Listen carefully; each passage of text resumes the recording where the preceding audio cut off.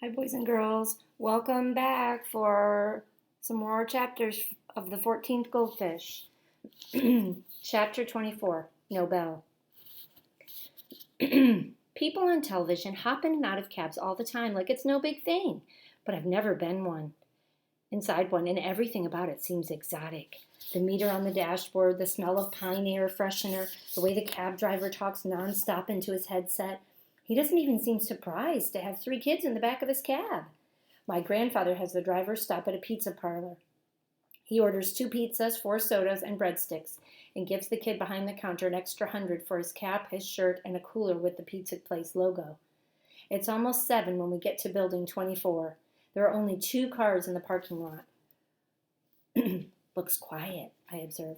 Typical Friday night, my grandfather replies in a scathing voice. Everyone leaves early. This generation has no dedication. Raj puts on the shirt and cap. He looks perfect. I'm suddenly worried. I touch his arm. Don't get caught, I tell him. He looks at me steadily. I won't, he says.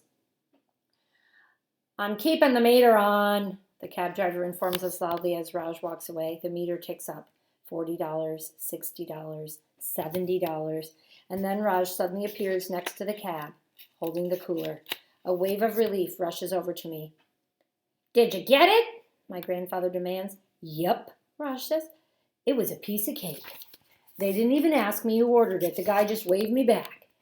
My grandfather has the cab drop us off at a Chinese restaurant for an impromptu celebration. Order anything you want, he tells us. I'm getting moo goo gai pan. As if there were any question. Raj taps on the menu. They have jellyfish. We should totally order it. I grin. The food arrives and we start eating. Raj bites into the jellyfish. What's it taste like? I ask him. He chews. And he keeps on chewing. Rubber bands, he says. I can't help myself. Jellyfish, you can use it to organize things. He catches my drift right away. You can use it as an eraser. You can bounce it like a super ball. It's like the crispy corn dog thing, only better. Raj and I out-jellyfish each other until we're laughing so hard we can barely breathe. So, should I wear a bow tie? My grandfather asks. Raj raises an eyebrow. It's probably a bit much for middle school. My grandfather corrects him. No, to the Nobel ceremony, it's black tie. Raj turns to me. What should we wear? You, my grandfather scoffs. Excuse me, who got the T. Melvinus out of the lab? He asks. He's right, I agree. My grandfather makes an annoyed noise. Fine, but I'm getting primary authorship. We linger after we're done eating, hugging the table and reading fortune cookies. The restaurant is buzzing with the crush of Friday night, but our table is the center of my universe. I want this night to last forever. My grandfather has a waiter bring us more tea, and he fills our porcelain cups. His college ring is too big on his slender finger. A toast, he proposes. Raj looks at the cooler sitting in a chair. To jellyfish? But I shake my head because I already know the perfect toast. To the possible, I say, meeting my grandfather's eyes. He gives me a small smile. We all lift our teacups and say, to the possible. Chapter 25, Chill. When I wake up, my bedroom is freezing. Fall has finally arrived, and my mother doesn't like to turn on the heat unless it's below 65. She says it's California, not Alaska, and I should just put on a sweater. Even though it's cold, excitement warms my veins. The T. Melvinus is safe in the freezer in our garage, and my grandfather is full of plans for what to do next. He wants to get the ball rolling, rent a space, set up a real lab, buy equipment, refine the compound. Then he'll be able to announce it to the world. I can hardly sleep waiting for the next part. Is this what Salk felt like when he knew his vaccine had worked?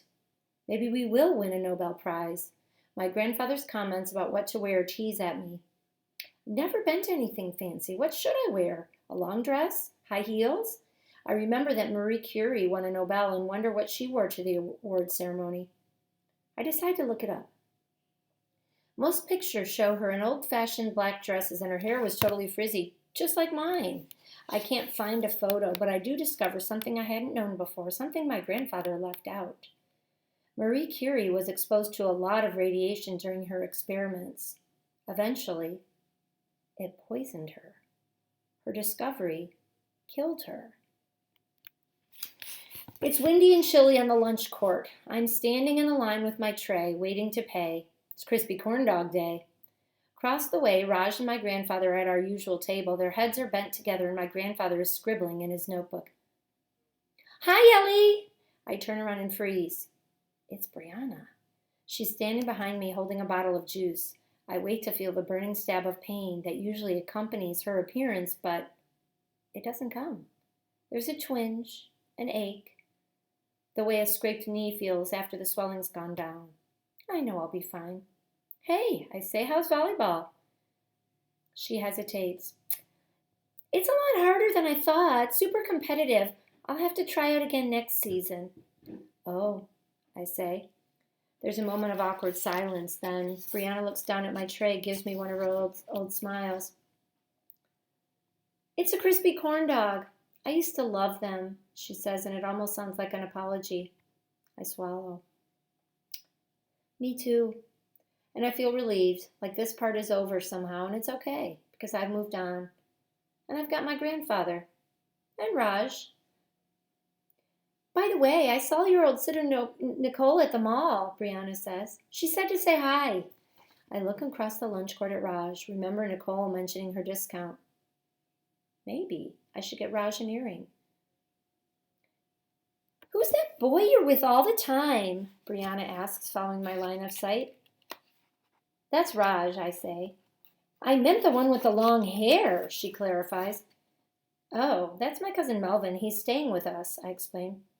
I didn't know you had any cousins out here, she says. It's kind of a long story.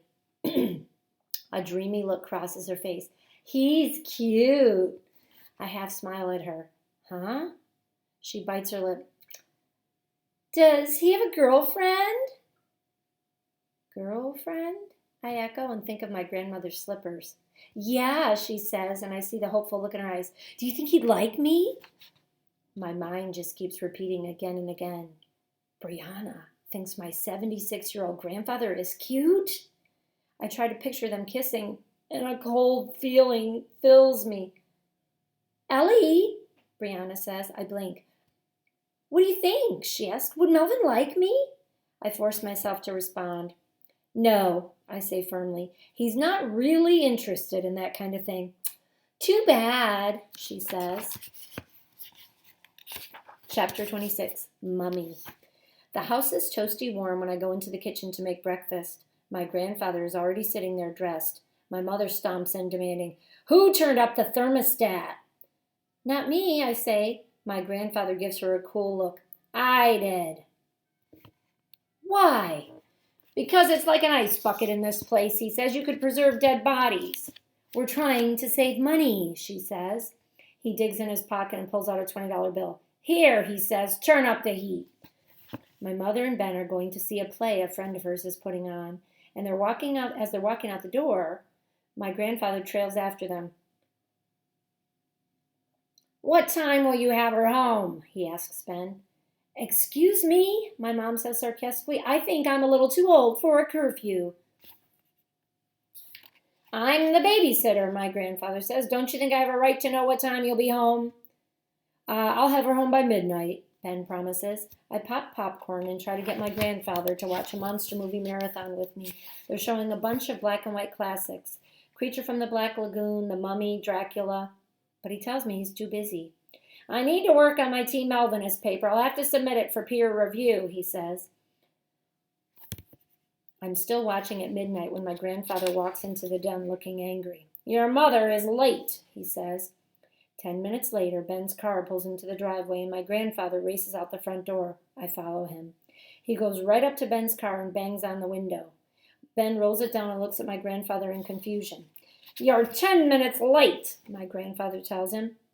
There was an accident, Ben apologizes. Then you should have given yourself more time. His voice sounds like a 13-year-old's, but it has the authority of an adult's.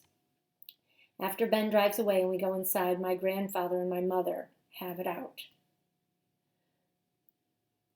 What were you doing in the driveway? The whole neighborhood could see you. My mother throws up her arms. We were only talking. So what? What kind of an example are you setting for your daughter? My mom loses it. Excuse me, but am I living in 1950? Besides, you're out of line telling me what to do. I am your father. You may be my father, but I am the grown-up around here. You don't tell me what to do. I'm the grown-up, he shouts back at her. Have you taken a look at yourself in the mirror lately, she asks, because you are not a grown-up. You're a teenager. He glares at her and walks out of the room. We hear the bathroom door slam shut dramatically. She turns to me. See, she says, teenager. There's a traveling Egyptian exhibition at the De Young Museum in San Francisco, and Raj invites me to see it with him. My parents love art, and I've practically grown up at the De Young. I know where all the bathrooms are. My dad likes to joke that I potty train next to Renaissance masters.